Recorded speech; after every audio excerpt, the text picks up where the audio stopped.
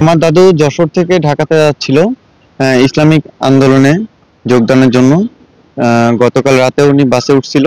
ইতিমধ্যে গতকাল রাতে আমাদের সাথে কথা হয়েছিল, বাট তারপর ওনার অ্যাক্সিডেন্টটা হয়।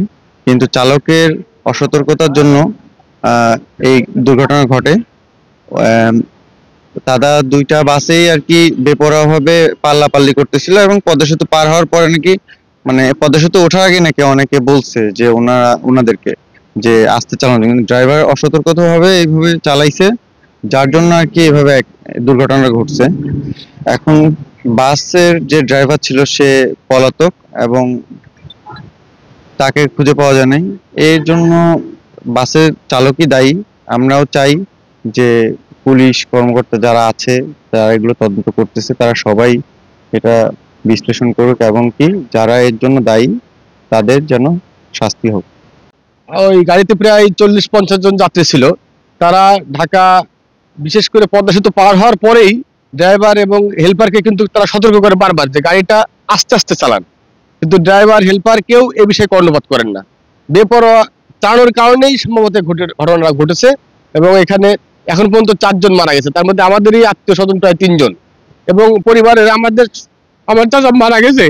এটা সুষ্ঠু বিচার তদন্ত সাপেক্ষে উপযুক্ত শাস্তি আমরা চাই। এবং চালক হেল্পারের এই পর্যন্ত খুঁজে পাওয়া যাচ্ছে না, তাকে ফোন দিয়েও পাওয়া যাচ্ছে না, তারা পলাতক। আমরা এর সুষ্ঠু বিচার দাবি করতেছি। যে মারা গেছে আমার সে ছোট চাচা, আর চালক বেপরোয়া গতিতে চালাচ্ছিল গাড়ি।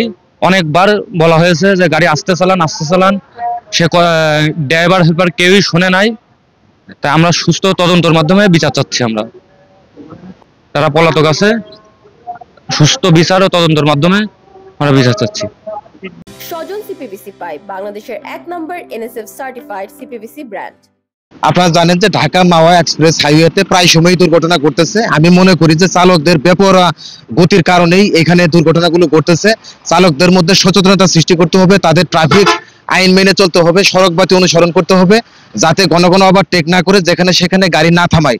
আমি তাইলেই মনে করি যে এই ধরনের দুর্ঘটনা রোধ করা সম্ভব। চালকদের মধ্যে ব্যাপক সচেতনতা সৃষ্টি করতে হবে, আর না হলে এই ধরনের দুর্ঘটনা ঘটবে। আমাদের প্রচন্ড ব্যাক পেতে হয় যে প্রায় সময়ই আমরা যে দুর্ঘটনাগুলো দেখি প্রত্যেকটার ঘটনা প্রায় একই ধরনের ঘটনা ঘটতেছে। বেপরোয়া গতিতে গাড়ি চালানো, একটা আরেকটার পিছনে লেগে দেওয়া। এই জন্য চালকদের মধ্যে যে পর্যন্ত সচেতনতা সৃষ্টি না হবে এই পর্যন্ত এই দুর্ঘটনা ঘটতেই থাকবে। হ্যাঁ, ধন্যবাদ। আসলে যে দুর্ঘটনা ঘটেছে এটা গাড়ির যারা যাত্রী ছিলেন, যাত্রীরা কিন্তু ড্রাইভারকে বারবার ওয়ার্নিং দিয়েছে যে আপনারা এত দ্রুত গতিতে গাড়ি চালিয়েন না। এই গাড়িটা যে তাদের যে বহর ছিল, গাড়িটা এই বহরের পিছনে ছিল, 4-5টা গাড়ি পিছনে ছিল। এই গাড়িটা বেপরোয়া চালিয়ে এসে সে সামনে চলে আসে, এবং এই যেখানে ঘটনাস্থল দুর্ঘটনা ঘটে এখানে আপনার সামনে আরো 2টা গাড়ি ছিল, 2টা গাড়ি ওভারটেক করে ফেলে ওই ট্রাকটাকে। আর এই ট্রাকটা যখন বাম পাশে যখন সাইড নিয়ে ধীরে ধীরে যাচ্ছিল চলন্ত অবস্থায়, ঠিক এমন সময় এই বাসটা বেপরোয়া এসে পিছন থেকে মেরে দিয়ে বাসে যে ড্রাইভার হেল্পার দাঁড়িয়ে ছিল, দাঁড়ানো থেকে শুরু করে পিছনে প্রায় 6 সিট পর্যন্ত ব্যাপক ক্ষতিগ্রস্ত হয়, এবং যাত্রীরা মারাত্মক আহত হয়। ঘটনাস্থলে 2 জন মারা যায়। আপনার বাদ বাকি 15-16 জন লোক আমরা ঢাকা মেডিকেল কলেজ হসপিটালে প্রেরণ করি, ওইখানে আরো 2 জন মারা যায় বাসের হেল্পার সহ। এই সংক্রান্তে মামলা রুজু অলরেডি এজার হয়ে গেছে আমাদের। আসামিকে শনাক্ত করার চেষ্টা করছি, এবং দ্রুত গতিতে আমরা আসামিকে আইনের শপথে নিয়ে আসবো।